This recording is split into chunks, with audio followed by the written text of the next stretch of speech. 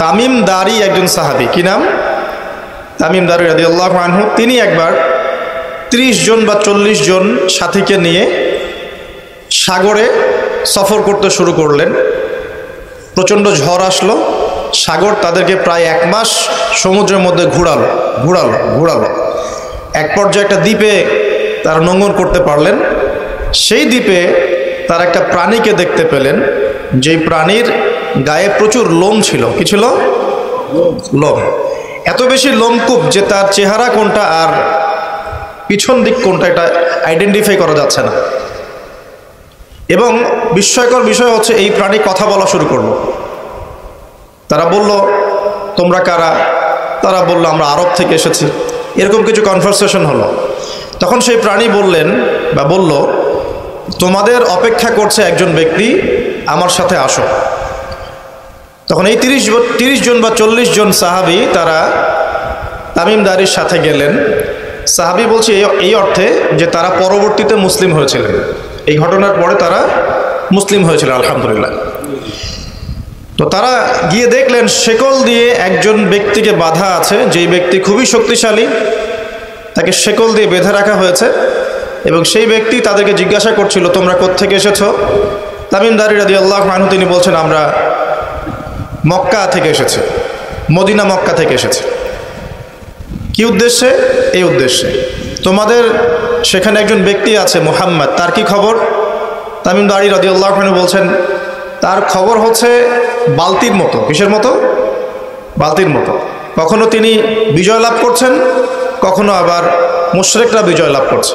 মানে বদরের যুদ্ধে তিনি জয়লাভ করেছেন, উহুদের যুদ্ধে আবার মুশরিকরা মুসলিমদেরকে বিপর্যয়ের সম্মুখীন করেছেন। জিজ্ঞাসা করলেন, তাবারিয়া হ্রদ চেনো? তিনি বলছেন, হ্যাঁ চিনি। তাবারিয়া হ্রদে কি পানি আছে? তামিম দারি রাদিয়াল্লাহু আনহু বলছেন, হ্যাঁ পানি আছে। এই ব্যক্তি তখন বলছে, অতি শীঘ্রই সেখানে কোনো পানি থাকবে না। আবার প্রশ্ন করছেন, বাইসানের খেজুর গাছের নাম শুনেছ? তামিম দারি বলছেন, শুনেছে। সেখানে কি খেজুর আছে? তামিম দারি বলছেন, প্রচুর খেজুর আছে। এই ব্যক্তি বলছে যে অতি সত্বর সেখানে কোনো খেজুর থাকবে না। এরকম কিছু কথা বলার পরে তামিম দারি তাকে জিজ্ঞাসা করলেন, আপনি কে? এত প্রশ্ন জিজ্ঞাসা করছেন, তুমি কে? তোমার পরিচয় দাও। তখন এই ব্যক্তি বলছিলেন যে আমার পরিচয় তোমরা খুব শীঘ্রই জানতে পারবে। অতি শীঘ্রই আমি এই শেকল থেকে মুক্ত হব এবং পুরো পৃথিবীতে আমি 40 দিন রাজত্ব করব। কতদিন? 40 দিন। তবে মক্কা এবং মদিনায় আমি প্রবেশ করতে পারবো না, কারণ সেখানে প্রবেশ করতে ধরলেই দেখা যাবে আল্লাহর ফেরেশতারা খোলা তরবারি হাতে মক্কা মদিনা পাহারা দিচ্ছে। তবে আমি আমার পরিচয় জানিয়ে দিচ্ছি, আমি হচ্ছি তামিম দারি রাদিয়াল্লাহু আনহু। তিনি এসে এই ঘটনা নবী সাল্লাল্লাহু আলাইহি ওয়াসাল্লামকে বললেন। বলার পরে নবী সাল্লাল্লাহু আলাইহি ওয়াসাল্লাম তার চেহারাটা উজ্জ্বল হয়ে উঠল। তিনি মিম্বরে দাঁড়িয়ে বললেন, আমি কি তোমাদেরকে বলিনি এইরকম একটা সত্তার কথা, এমন একটা ভয়ঙ্কর ফিতনার কথা? সাহাবীরা বললেন, হ্যাঁ আপনি বলেছিলেন। তামিম দারি আজকে সেটাই দেখে এসেছে, তোমাদেরকে সেই ঘটনা সে ব্যক্ত করছে।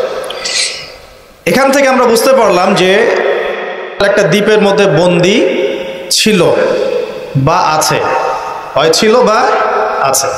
এখন ছিল না এখনো আছে, এর উত্তর খুঁজতে হলে আরেকটা হাদিস দেখতে হবে। এটা কোন হাদিস? সহিহ মুসলিমের। নবী সাল্লাল্লাহু আলাইহি ওয়াসাল্লাম মদিনায় বসবাস করছেন, মক্কা থেকে হিজরত করে মদিনা এসেছেন। মদিনায় মাশাআল্লাহ তিনি ইসলামিক রাষ্ট্র প্রতিষ্ঠা করেছেন।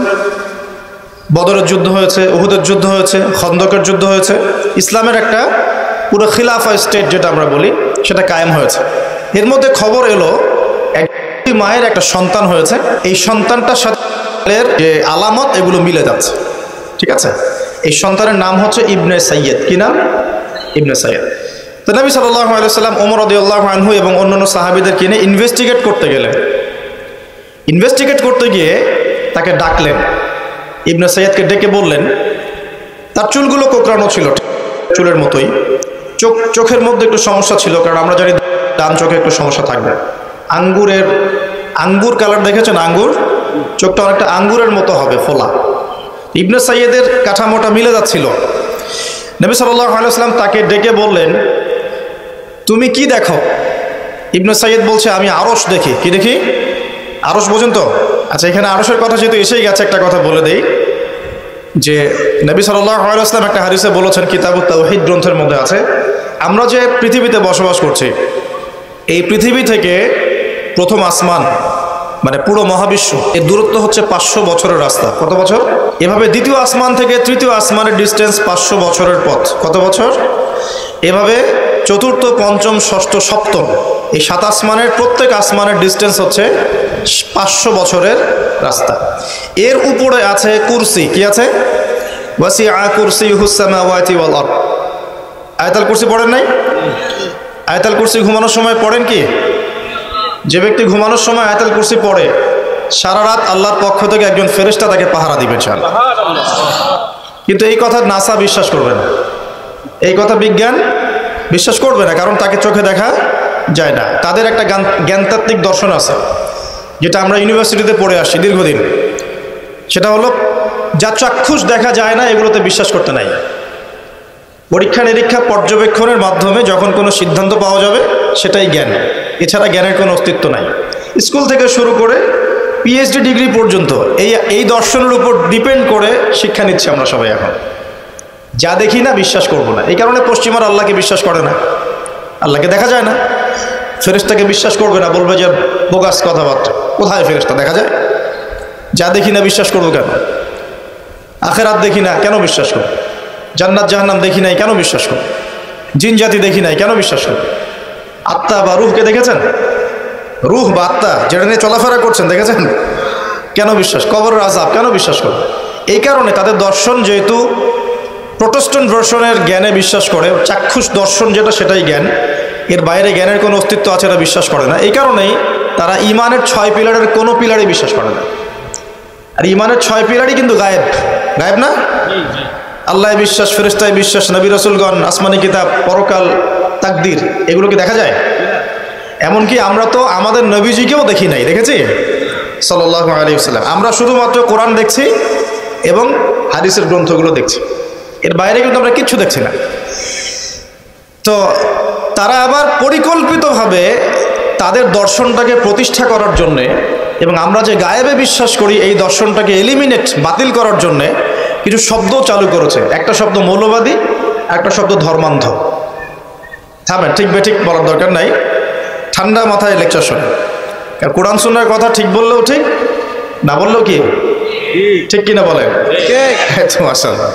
আচ্ছা, পশ্চিমারা তাদের দর্শনটাকে বাস্তবায়ন করার জন্য, যে আমরা চোখে যা দেখি তাই বিশ্বাস করব, এর বাইরে কিছুই বিশ্বাস করব না, এই দর্শনটাকে সাবিত করার জন্যে এবং আমাদের যে গায়েবে বিশ্বাস, অদৃশ্যে আমরা বিশ্বাস করি, এটাকে এলিমিনেট, বাতিল করার জন্য এই শব্দ দুটো চালু করেছে। যখন আপনি বলবেন আমি বিনা বাক্য ব্যয়ে আল্লাহকে বিশ্বাস করি, মালায়েকা বিশ্বাস করি, নবী রাসূল বিশ্বাস করি, পরকাল, কবরের আযাব, জান্নাত জাহান্নাম সব বিশ্বাস করি, তারা আপনাকে বলবে আপনি ধর্মান্ধ।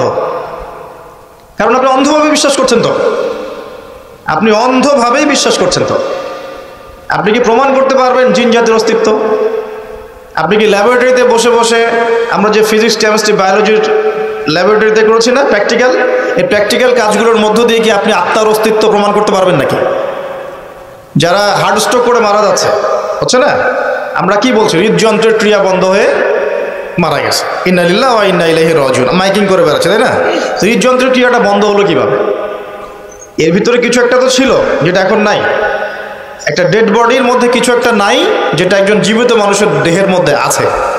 আপনার দেহে কি আছে যেটা একটা মৃত মানুষের দেহে নাই? বলেন, কি নাম এটার? এই রুহটা কি পশ্চিমারা কি বিশ্বাস করাতে পারবেন? গিলাতে পারবেন? গিলাতে গেলে বলবে আপনি ধর্মান্ধ। কথা বোঝার চেষ্টা করেন কেন তারা শব্দগুলো ছড়িয়ে দিয়েছে। আর যখন আপনি এই মৌলিক বিষয়গুলো মেনে চলবেন তখন আপনাকে বলবে মৌলবাদী হয়ে গেছে। অথচ এই মৌলিক বিষয়গুলো মেনে না চললে কিন্তু আপনি মুসলিমই হতে পারছেন না। কেউ যদি আত্মায় বিশ্বাস না করে, জিন জাতিতে বিশ্বাস না করে, আপনার আল্লাহ অদৃশ্য বিশ্বাস না করে, আখেরাত অদৃশ্য জগৎ বিশ্বাস না করে, জান্নাত জাহান্নাম, কবরের আযাব, মিজান পুলসিরাতে বিশ্বাস না করে, সে কি মুসলিম হতে পারবে কিনা বলেন দেখি এবার। তাহলে মুসলিম হতে হলে আমাকে আল্লাহর কথা, আল্লাহর বাণীকে চোখ বন্ধ করে বিশ্বাস করতেই হচ্ছে। কোনো কোনো ক্ষেত্রে আল্লাহ পাকের আদেশের সামনে আত্মসমর্পণ করতে হচ্ছে বিনা বাক্য ব্যয়। এক্সাম্পল দিচ্ছি, এই যে ইব্রাহিম আলাইহিস সালামের ছেলেকে বলেছিলেন আল্লাহ পাক, বলেছিলেন, যার ফলশ্রুতিতে আমরা ঈদুল আজহা পালন করি না। আচ্ছা দেখেন, ইব্রাহিম আলাইহিস সালামকে আল্লাহ পাক বলছেন 3 দিন স্বপ্ন দেখিয়ে তোমার ছেলেকে করতে হবে, পরীক্ষা তোমার জন্য একটা। এবং তিনি গিয়ে তার সন্তানকে বলছেন, ইন্নী আরা ফিল মানামি আন্নী আসবাহু, হে আমার সন্তান, আমি স্বপ্নে দেখেছি আমি তোমাকে করছি, ফানজুর মাযা তারা, তোমার রায় কি আমাকে বলো। সন্তান বলছে ইসমাঈল আলাইহিস সালাম, ইয়া আবাতি ফাআল মা তু'মার, হে আমার বাবা, আল্লাহ আপনাকে যা আদেশ করেছেন তাই করো, সাতাজিদুনি ইনশাআল্লাহু মিনাস সাবিরিন, ইনশাআল্লাহ আপনি আমাকে ধৈর্যশীল পাবেন। এই ছেলের বয়স কিন্তু আমাদের এই ইয়াং জেনারেশনের চেয়ে অনেক কম। যে জেনারেশন রাত 3টায় অ্যালার্ম দিয়ে যে আর্জেন্টিনা খেলা দেখতে ওঠে, এই জেনারেশনের চাইতে ইসমাইলের বয়স কিন্তু অনেক কম। তার বয়স তখন হয়তো 10 বা 12 বা 14। কি শিক্ষা দিলেন তার পিতা তার মা তাকে, যে আল্লাহর আদেশের সামনে জীবন দিতেও তার কোনো পরোয়া নাই। বলছে, আব্বা আপনি যা স্বপ্ন দেখেছেন, আল্লাহ আপনাকে যা আদেশ করেছেন আপনি করেন। তাহলে কোন শিক্ষার ঘাটতি আমাদের মধ্যে আছে ভাবতে হবে না এগুলো। ইব্রাহিম আলাইহিস সালাম কিন্তু তার সন্তানকে মানুষ করেন নাই, মনে রাখবেন। তিনি মাঝে মাঝে আসতেন, যাওয়া আসা করতেন, কারণ তার আরেকটা পরিবার ছিল, সারা আলাইহিস সালাম, তার আরেকটা পরিবার ছিল, 2 স্ত্রী। তো তাকে মানুষ করেছেন কিন্তু তার মা হাজারা আলাইহিস সালাম। কোন মা? যেই মাকে ইব্রাহিম রেখে আসছেন কাবা ঘরে, মনে আছে? খাবারও ছিল না, পানিও ছিল না। তিনি বলছেন, আপনি কেন রেখে যাচ্ছেন ইব্রাহিম আলাইহিস সালাম বলেন, আল্লাহর হুকুমে। এখন এই মা বলছেন যে যদি আপনি আল্লাহর হুকুমে আমাকে রেখে যান, আমাদেরকে রেখে যান, ইনশাআল্লাহ আল্লাহ পাক আমাদেরকে ফেলে দিবেন না। তো এই মায়ের গর্ভ থেকে ইসমাইল হবে না তো কি আমাদের মা বোনদের গর্ভ থেকে ইসমাইল হবে? আমাদের মা বোনরা এখন কি করে? সারাদিন যে মুভিজ, যে সিরিয়ালস, স্বামীকে সম্পত্তির জন্য প্যারা দিতে দিতে স্বামীর হার্ট স্ট্রোক করে ফেলে। বহু স্বামী আছে হারাম খাইতে চায় না, স্ত্রীর পাল্লায় পর হারাম খায়। হ্যাঁ, আমি কিছু প্র্যাকটিক্যাল কথা বলছি। বহু স্বামী আছে হারাম খেতে চায় না, সন্তান সন্ততির স্ত্রীদের চাপে পড়ে তাকে 2 নাম্বারই করতে সে বাধ্য হয়। কেন করে? পরিবারের জন্য করে। আমরা কিন্তু বোকা পুরুষ মানুষ, আমরা যারা আছে আমরা কিন্তু আসলে বোকা জাতি, জানেন? আমার বয়স অনেক কম যদিও আপনাদের চাইতে, তবে আমি কিছু বিষয় ফিল করেছি আমার লাইফে, যেটা আমি মনে করি আলহামদুলিল্লাহ আল্লাহ পাক আমাকে নিয়ামত দিয়েছে।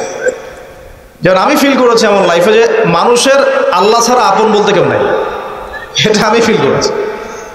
আল্লাহ পাক ছাড়া একজন মানুষের সত্তাগত আপন, আপনার সত্তা আত্মাগত আপন বলতে আসলে কেউ নাই পৃথিবীতে।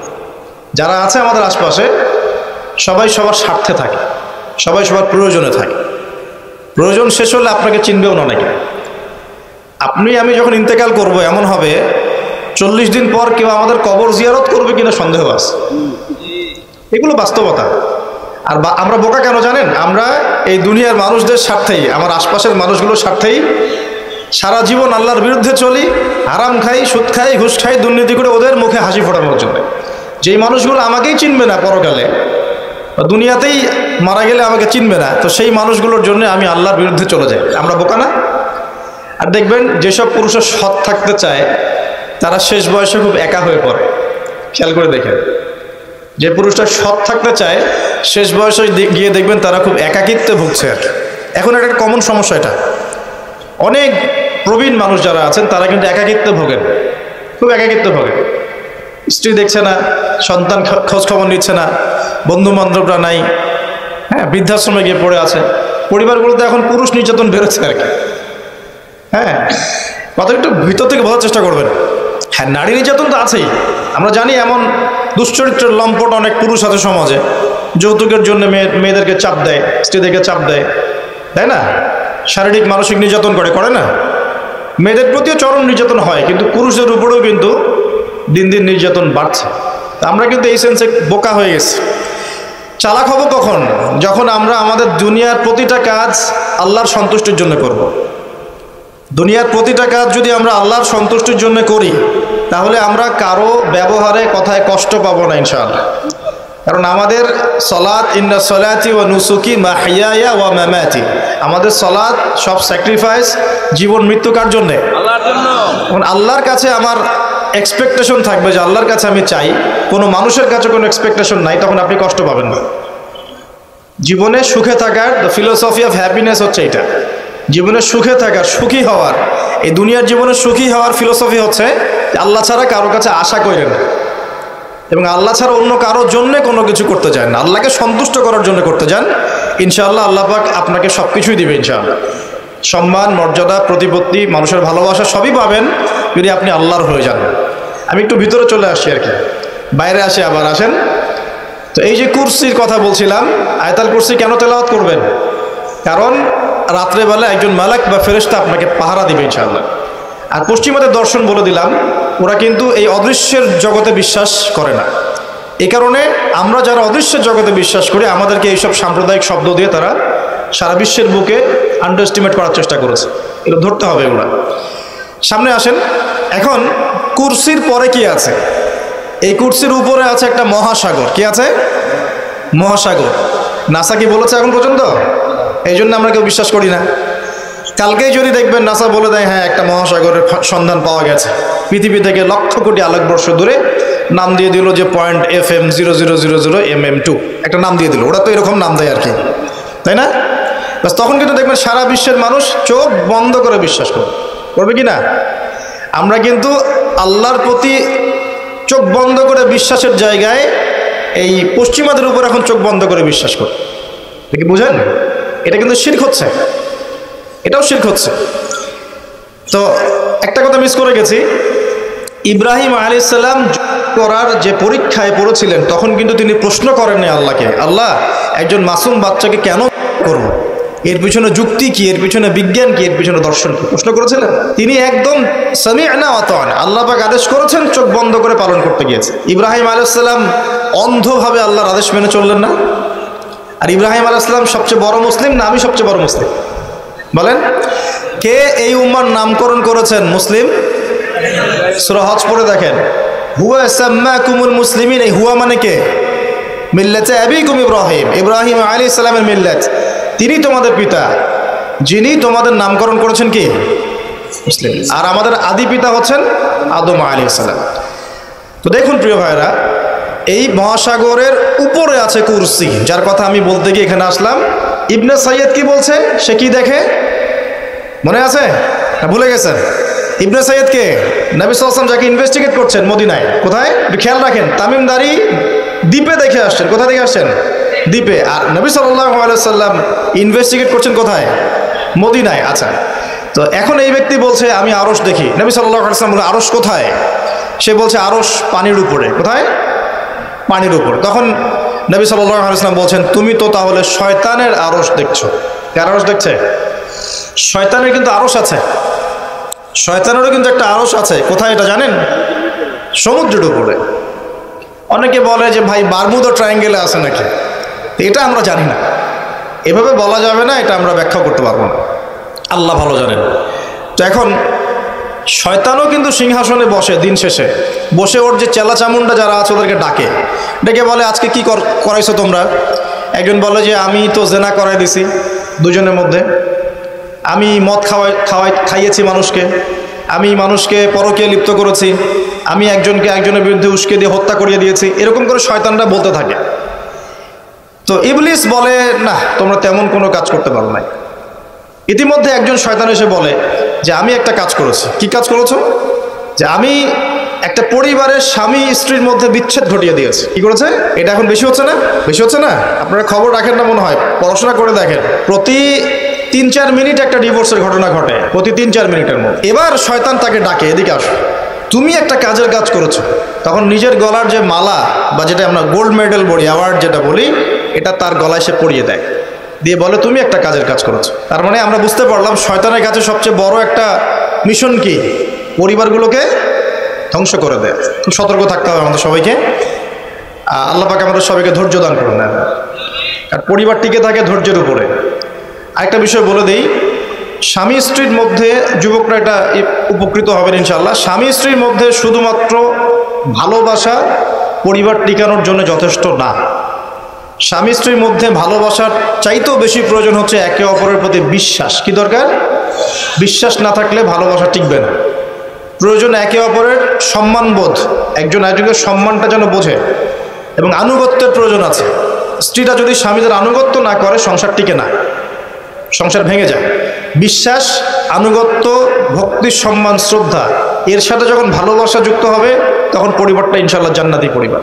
লাখ লাখ ছেলে দাঁড়িয়ে একটা পর্দার সামনে দাঁড়িয়ে আছে, গোল কখন হবে এই জন্যে। দেখছেন না মিডিয়া এগুলো প্রমোট করছে না? ভাবখানা এমন যে কত সুখে আছি আমরা, তাই না? কি সুখ আমাদের, খেলা হচ্ছে আমরা গোল গোল চিল্লাচ্ছি, খেলছে কোন টিম সেই টিম আমাকেও চিনে না, আমার দেশের নামও জানে কিনা আল্লাহু আলাম। এমন কেন জাতিগতভাবে আমরা এমন কেন হলাম জাতিগতভাবে? আমাদের কোনো ব্যক্তিত্ব নাই, আমাদের কোনো গায়রত নাই, আমাদের তো যুদ্ধের হিস্ট্রি আছে, আমাদের বীরত্বের হিস্ট্রি আছে, আমাদের ভাষা আন্দোলন হিস্ট্রি আছে। দেশের কনসেপ্ট বাদ দিয়ে ইসলামের কনসেপ্টও যদি বলেন, আমরা তো তারেক বিন জিয়াদের উত্তরসূরি, বিন কাসিমের উত্তরসূরি, খালেদ বিন ওয়ালিদ, উমর ইবনুল খাত্তাবের উত্তরসূরি। আমাদের কোনো গায়রত নাই? যদি আমি একা একা সকালবেলা উঠে ফজরের নামাজের পরে এই মাঠটাকে 10 রাউন্ড দেই, এটা আমার জায়েজ না? না জায়েজ? জায়েজ। এখন আপনারা 10 জন 20 জন দুটো টিম হয়ে গেলেন, আমি তো টুকটাক খেলাধুলার মধ্যে ছিলাম, টিম হয়ে গেলেন, এখন আপনারা খেলছেন ফুটবল, 1 ঘন্টা আধা ঘন্টা খেলবেন, জায়েজ না? না জায়েজ। কিন্তু এই খেলাটাকে টেলিকাস্ট করে আপনি হাজার হাজার মানুষের সময় তো নষ্ট করতে পারেন না, তার হায়াত তো নষ্ট করতে পারেন না। এই খেলাকে কেন্দ্র করে তো জুয়ার আসর বসাতে পারবেন না আপনি, এটাকে কেন্দ্র করে আপনি lakh lakh billion billion dollar খরচ করতে পারবেন না তো। অথচ আপনার পাশেই প্রতিবেশী রাষ্ট্র না খেয়ে মারা যায়, আমাদের পাশেই মিডল ইস্টের পাশেই প্রতিবেশী রাষ্ট্র না খেয়ে শিশুরা যাচ্ছে। প্রতিবেশী না খেয়ে থাকে, আমি পেট ভরে খাই, আমি মুমিন নাকি? প্রতিবেশী না খেয়ে থাকে আর আমি পেট ভরে খাই, আমি কি মুমিন নাকি? আর সারা বিশ্ব এই দিকে মানুষকে ফোকাস করে রেখেছে, বিশ্বের একটা অংশ এই দিকে ফোকাস করে রেখে তাদের এজেন্ডাগুলো ঠিকই বাস্তবায়ন করছে না। রমজান মাস আসে, দেখবেন রমজান মাস যখনই আসে দেখবেন যে নির্যাতন বেড়ে যায় উম্মার উপর। যে সময়ে উম্মার ইকোনমিক অবস্থা ভালো না, সামরিক অবস্থায় তাদের মুখাপেক্ষী হয়ে থাকতে হচ্ছে, যে সময় আমাদের ভিতরে পলিটিক্যাল বিরোধগুলো দেখা দিচ্ছে, আমরা ইউনাইটেড হতে পারছি না, যে সময় যুব সমাজরা মাদকে আসক্ত হয়ে আছে, পর্নোগ্রাফিতে আসক্ত হয়ে আছে, দ্বীনের ইলম কালাম অর্জন করছে না, নামাজ ঠিক মতো পড়ছে না, কুরআন তেলাওয়াত করা শিখছে না, যে সময়ে ইভেন আলেম ওলামাদের মধ্যে ঐক্য দেখা যাচ্ছে না, যে সময়ের মধ্যে আমরা পরিবারগুলোর ভাঙন দেখতে পাচ্ছি, আমাদের পরবর্তী প্রজন্ম কোন পরিবেশে বড় হবে সেই নিশ্চয়তা দিতে পারি না। এই সমাজটা পরিবর্তনের দায়িত্ব আমাদের কারো ঘাড়েই নাই। শুধু কি পলিটিশিয়ানদের দায়িত্ব? শুধু কি প্রশাসনেরই দায়িত্ব? আমাদের সবাইকে নাকে তেল দিয়ে ঘুমানোর জন্য পৃথিবীতে আসছে? এই যুব সমাজ তো জানেই না, বোঝেই না ওদেরকে কি কারণে এই পৃথিবীতে পাঠানো হয়েছে। সে যে মুসলিম, তার যে দায়িত্ব কর্তব্য আছে, আল্লাহ পাক যে তাকে সৃষ্টি করেছেন তার ইবাদত করার জন্য এবং আল্লাহর জমিনে দিনটার প্রচার প্রসার ঘটানোর জন্য, তার কোনো ফিকির আছে? একটা পর্দার সামনে দাঁড়িয়ে সে আধা ঘন্টা 1 ঘন্টা 1.5 ঘন্টা সময় নষ্ট করে ফেললো, তার ফিজিক্যাল কোনো উপকারও কিন্তু নাই। আছে? কোন জায়গায় আপনি বাচ্চাকে রেখে যাচ্ছেন চিন্তা করে দেখে একবার। একটা ছোট্ট বাচ্চার ইজ্জতের কোনো গ্যারান্টি পাচ্ছি না আমরা। মানুষ কোন জায়গায় চলে গেছে দেখেন, মাদক অ্যাভেলেবল হয়ে গেছে, দেখে না 5% ছেলেও পাওয়া যাবে না এখন। আর যারা দেখে ভিতর থেকে এরা পশু হয়ে গেছে, এর কাছে একটা বাচ্চাকে দিলেও সে রেপ করে রেখে দিবে। চিন্তা করে দেখেন না, বিগত 50 বছরে ধর্ষণের সংখ্যা বেড়েছে না কমেছে? কি পরিমাণ বেড়েছে? কি পরিমাণে? পর্নোগ্রাফির পরিমাণটা কি পরিমাণ বাড়ছে? মাদক কি পরিমাণে বেড়েছে? এখন এই দায়িত্বটা শুধু প্রশাসনের না, শুধু পলিটিশিয়ানদের না, আমাদের সবার দায়িত্ব আছে তো। আমরা যদি যার যার জায়গা থেকে দায়িত্ব পালন করতে আজকে পিছুপা হয়ে যাই, বিশ্বাস করেন আগামী 10-20 বছর পরে আমাদের সন্তানরা একটা ভয়ঙ্কর বিশ্ব দেখবে আসে, এমন একটা বিশ্ব দেখবে যার দুঃস্বপ্নের মতো কল্পনাই করে নাই। আল্লাহ আমাদেরকে বোঝার তৌফিক দান করুন। আমি হয়তো কিছুটা ইমোশনাল হয়ে বেশি কথা বলে ফেললাম, ভুল ত্রুটি হলে মাফ করবেন। সামনে আসেন, আমি বুঝাচ্ছিলাম যে এই 3টা জায়গা থেকে বের হবে এবং তার সাথে জয়েন হবে কারা? এবং এক শ্রেণীর নারী যাদেরকে আপনি ঘরে রাখতে পারবেন না। উদাহরণ দিকে এত দূর চলে গেছে। আরেকটা জায়গার কথা আসছে যে বের হবে শাম এবং ইরাকের মাঝামাঝি একটা রাস্তা থেকে। শাম মানে হচ্ছে জর্ডান, লেবানন, এই যে পুরো কন্টিনেন্টটা আছে এটার নাম শাম। কি নাম? শাম, সিরিয়ার মধ্যে। আর ইরাক হচ্ছে এই যে আমাদের ইরাক তো চিনেন, এর মাঝখান থেকে একটা রাস্তা থেকে বের হবে। একটু ভূগোল ঘাটবেন, একটু জিওগ্রাফি পড়ে দেখবেন, ওর মাঝখানে এখন একটা রাষ্ট্রের জন্ম হয়েছে। এই রাষ্ট্রটা আজকে থেকে 100 বছর আগে বিশ্বের বুকে ছিল না। ছিল 1914 সালের আগ পর্যন্ত এরকম কোনো রাষ্ট্রের অস্তিত্বই বিশ্বের বুকে ছিল না। বিগত 100 বছরে এটা অস্তিত্ব লাভ করেছে, নাম আপনারা সবাই জানেন। এবং সেখানে শুধু রাষ্ট্র গঠন করেই তারা ক্ষান্ত হয় নাই, কিন্তু ওই যে বললাম 70,000 দিবে ইস্পাহানের, বললাম না? তার মানে অন্য হাদিসের লিঙ্ক করলে দেখা যায় নবীজি বলছেন যে সে বিশ্ব শাসন করবে এবং তার ফলোয়ার্স হবে কারা? মানে কারা? তো সে যদি রাষ্ট্র কায়েম অলরেডি করে ফেলে এবং সেখানে যদি বিশ্বের সমস্ত জায়গা থেকে সেও যায় এবং ওরা সেখানে শক্তিশালী হয়ে যায়, তাহলে সশরীরে বের না হলেও তার অনুসারীরা কি বের হয় নাই? বোঝেন নাই কথা? বুঝছেন? এখন তার অনুসারীদের একটু অবস্থা দেখেন। বিশ্বের বড় বড় সেক্টরগুলোর কথা আমি জাস্ট মেনশন করে দিই। Politics, economics, finance, military section এবং মিডিয়া, বড় বড় 5-6টা সেকশন। একটা সেকশন আমাকে দেখাবেন যেটা ওদের নিয়ন্ত্রণের বাইরে আছে? এমন কোনো সেকশন নাই। এখানে শিক্ষিত মানুষ যারা, তারা আমার কথা বুঝতে পারবে। বিশ্বের এমন কোনো সেকশন নাই যেটা ওদের নিয়ন্ত্রণের বাইরে। ইভেন এই যে প্রযুক্তিগুলো আমরা ইউজ করছি, এগুলো সব কিছু ওদের নখদর্পণে আছে। এখন আমাকে একটা কোয়েশ্চেনের উত্তর দেন যে যদি আপনি বিশ্ব রুল করতে চান, তাহলে আপনাকে বিশ্বের এই বড় বড় সেকশনগুলোকে রুল করতে হবে না? শ্রীলঙ্কা কি পারবে বিশ্বের অর্থনীতিকে নিয়ন্ত্রণ করতে? পারবে না, কারণ তার নিজের কোনো ইকোনমিক বেস নাই। পারবে কি? পারবে সারা ওয়ার্ল্ডের পলিটিক্সকে নিয়ন্ত্রণ করতে? পারবে না। মনে করেন কি পারবে সারা বিশ্বের ফাইন্যান্স এগুলো নিয়ন্ত্রণ করতে পারবে? সেখানে তো মানুষ অনুদানের উপর তারা চলছে না, তাদের তো জানমালের নিরাপত্তাই নাই। তার মানে যে বা যারা বিশ্ব শাসন করবে এবং তার অনুসারীরা, তাদেরকে বিশ্বের বড় বড় সেকশনগুলো তো রুল করতে হবে, তাই নয় কি? সশরীরে বের না হলেও, সে সশরীরে না আসলেও তার ফলোয়ার্স যারা, তারা কিন্তু অলরেডি রাষ্ট্র কায়েম করেছে, বিশ্বের বড় বড় সেকশন নিয়ন্ত্রণ করছে এবং ঐক্যবদ্ধ হয়েছে, রাজধানীও ঘোষণা করে ফেলেছে। এবার কি মিলাতে পারছেন কথা যে কোন দিকে আমি ফোকাস করছি? এবার আসেন, তাদের সাথে লড়াই করার ক্ষমতা সবার থাকবে না, এটাও সত্য। কারণ আসবে, সে তাদেরকে নিয়ে বিশ্বে 40 দিন পুরো ম্যাসাকার করবে, পুরো বিশ্বটাকে 40 দিন সে শাসন করবে, যার প্রথম দিনটা হবে 1 বছরের সমান। কত বছর? কিভাবে হবে আল্লাহ জানেন, আমি ব্যাখ্যা করতে পারবো না। দ্বিতীয় দিন হচ্ছে 1 মাসের সমান, তৃতীয় দিন 1 সপ্তাহের সমান, তারপরের দিনগুলো আমাদের দিনের মতোই। কথা বুঝতে পারছেন? সে কি করবে? সে নিজেকে খোদা দাবি করবে, সে বলবে সেই খোদা আল্লাহ, এবং তার 1 হাতে জান্নাত 1 হাতে জাহান্নাম থাকবে। এই যে 1 হাতে জান্নাত মানে কি সত্যিকারের জান্নাত? ওই যে 2 2 4 যারা মিলায় বলবে হ্যাঁ সত্যিকারের জান্নাত। একটা বাহন থাকবে, গাধা বলা হয়েছে, যার বিশাল ডানা থাকবে, যে ডানার নিচে বহু মানুষ আশ্রয় নিতে পারবে, এবং সেই ডানাতে সে আকাশে চড়ে বেড়াবে। আকাশে উড়ে এমন কোনো গাধা আছে নাকি? আছে? যারা 2 2 4 মিলায়, যে 2 + 2 লেফট হ্যান্ড সাইড সমান রাইট হ্যান্ড সাইড, এরা মনে করবে যে উড়ন্ত গাধাও মনে হয় আসতে পারে। আর যারা ইন্টেলেকচুয়াল থিঙ্কিংস রাখেন, তারা বুঝবেন যে হতে পারে এটা এমন কোনো প্রযুক্তি যেটা দিয়ে সে আকাশকে নিয়ন্ত্রণ করবে। হতে পারে অত্যাধুনিক কোনো এয়ারক্রাফট, আল্লাহ ভালো জানেন। তবে উড়ন্ত কোনো গাধা যে হবে না, এটা আমরা নিশ্চিত ইনশাআল্লাহ। তো এখানে অনেক রূপকথা আছে। সে ডান হাতে জান্নাত মানে যারা তাকে ফলো করবে, সে ওদের সবাইকে প্রোগ্রেস দিবে, দুনিয়াতে শান্তিতে থাকবে। আর যে তার মানে আনুগত্য করবে না, জুলুমের শিকার হবে, ব্যাস জাহান্নাম। এ তো সরাসরি জান্নাত জাহান্নাম নয় যে ধরে ঢুকাই দেবে। জান্নাতকে হাতে নিয়ে ঘোরা সম্ভব? কখনোই না। তো এমনও একটা হাদিস আসছে যে সে একটা কওমের কাছে গিয়ে দাঁড়াবে, বলবে আমার উপর ঈমান নিয়ে আসো। কওম বলবে আমরা তোমাকে মানি না, এরা মুমিন হবে, মুসলিম হবে, আমরা তোমাকে মানি না। তখন সে তাদের উপর জুলুম করবে, দুর্ভিক্ষ চাপিয়ে দিবে। আর একটা কওমের কাছে যাবে, বলবে আমাকে কি তোমরা রব হিসাবে মানো? তারা বলবে হ্যাঁ মানি। তখন তাদেরকে সে প্রোগ্রেস দিবে। দেখবেন আকাশকে আদেশ করবে বৃষ্টি হও, বৃষ্টি হবে, ফসল ফলো, ফসল ফলবে। গুপ্তধনগুলো বের করে ওদের হাতে দিয়ে দিবে। মানে আমি বুঝাতে পারবো না যেটা কত বড় ফিতনা। পৃথিবীতে চলমান সমস্ত ফিতনাগুলোকে একত্রিত করলে মান হবে না, তবে তার শাসনটা চিরস্থায়ী হবে না। আলহামদুলিল্লাহ, তার এবং তার ফলোয়ার্সদের শাসনটা চিরস্থায়ী হবে না।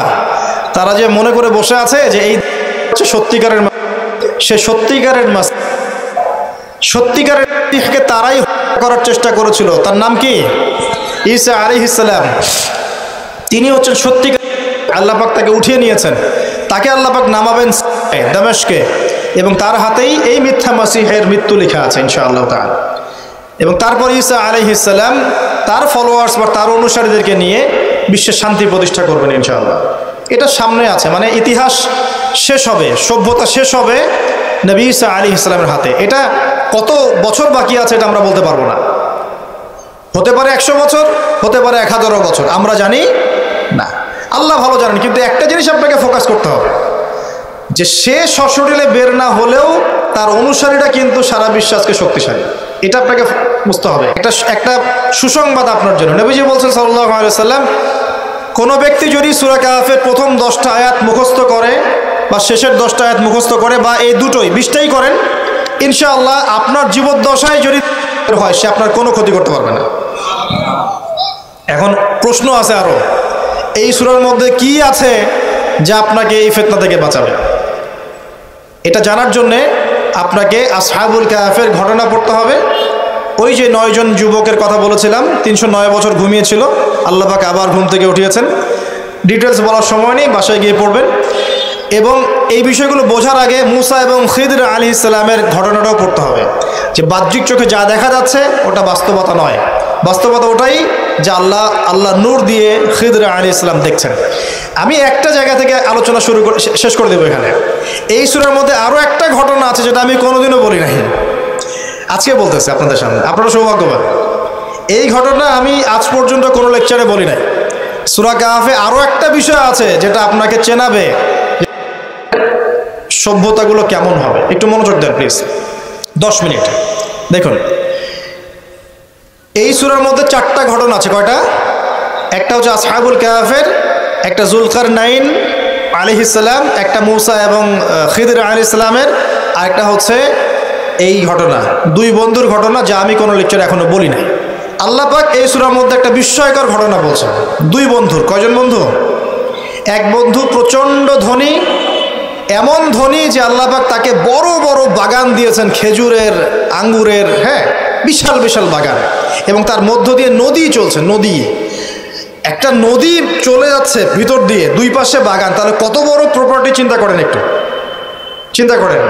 আমরা তো বিঘা আর এই যে শতকের হিসাব করি না। আল্লাহ বলছেন যে 2টো বিশাল জান্নাত দিয়েছিলাম তাকে, মানে বাগান দিয়েছিলাম, ফলের বাগান, মাঝখান দিয়ে নদী প্রবাহিত হচ্ছে, এবং প্রত্যেক বছর 2 বার করে এই জায়গায় ফসল ফলতো, প্রচুর ফসল হতো।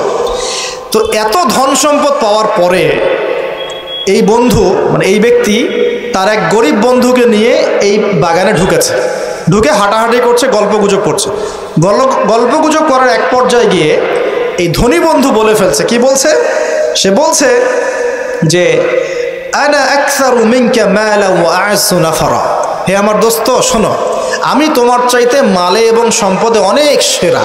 কে বলছে এটা? এই ধনী বন্ধু। আমরা কিন্তু এরকম কথা বলি না। এই ধনী বন্ধু হচ্ছে বস্তুবাদী মানুষ, মানে বাড়ি গাড়ি, টাকা কড়ি, স্ট্যাটাস, এটাই তার কাছে সব কিছু। বুঝতে পারছেন কথা? সে তার বন্ধুকে বলছে, তুমি তো গরিব, আমি তোমার চেয়ে অনেক সেরা টাকায়, পয়সায়, ধন দৌলতে। এমন মানসিকতা আমাদের মধ্যে আছে না অনেকের? আচ্ছা, এবার সে আরও বলছে যে ওয়াদাখালা জান্নাতাহু ওয়া হুয়া যালিমুল লিনাফসি। সে তার জান্নাতে প্রবেশ করলো, তার নফসের উপর সে জুলুমও করে বসলো। কিভাবে জুলুম করলো? এভাবে সে বলছে, ক্বালা মা আযুন্নু আন তাবিদা হাযিহি আবাদা। কে বলছে এটা?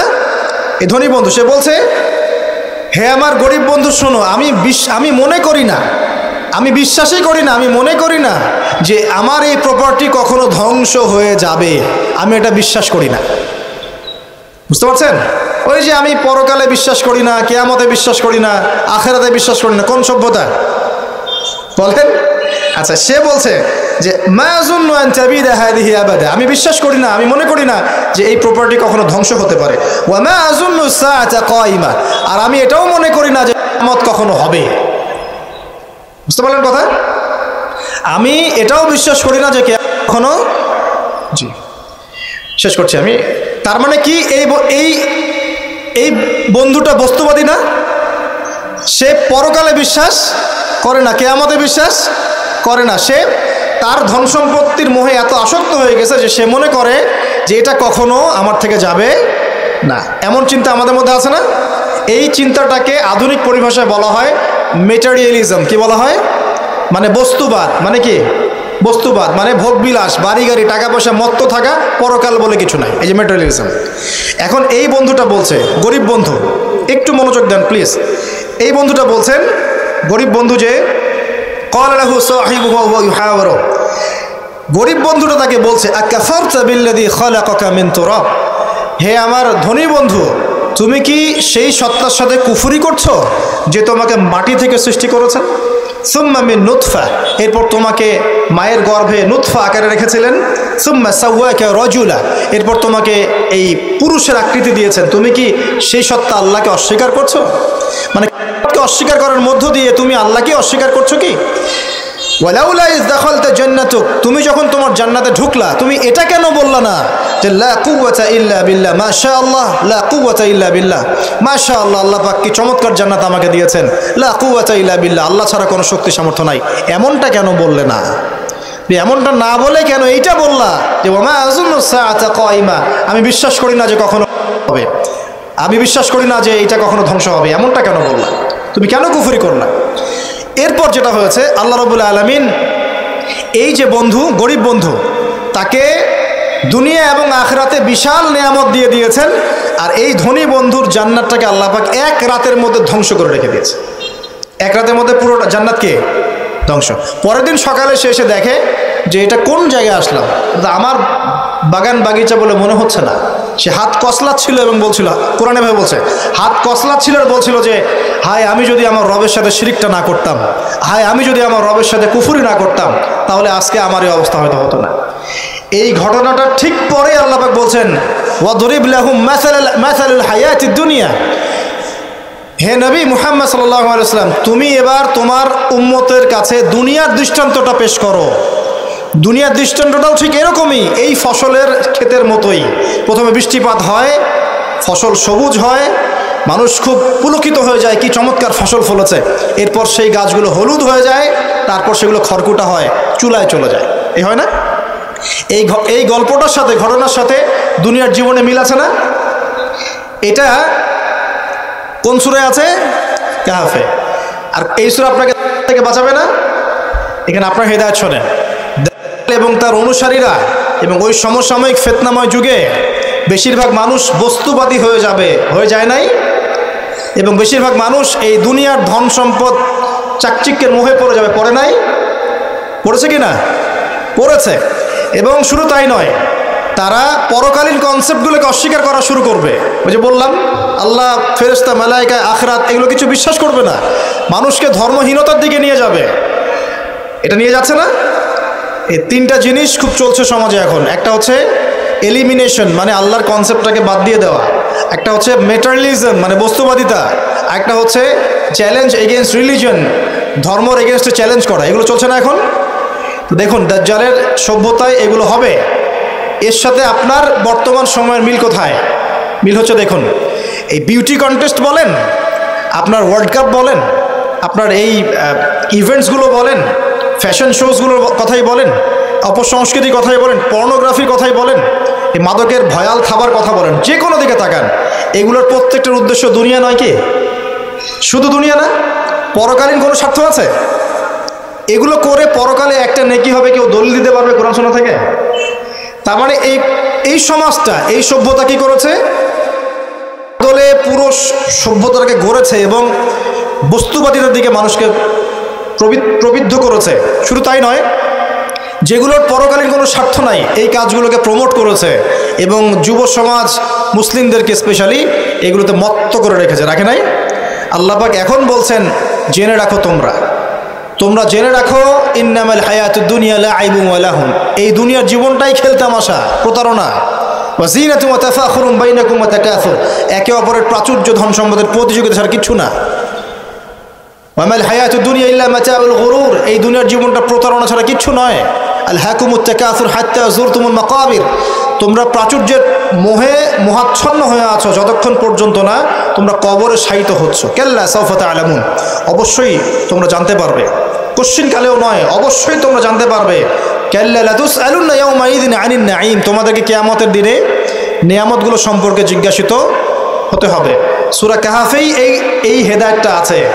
এই দুই বন্ধুর ঘটনা আপনাকে দেখাবে কিভাবে বস্তুবাদী সভ্যতা এবং আল্লাহ ভীরু সভ্যতার কনফ্লিক্ট হয়।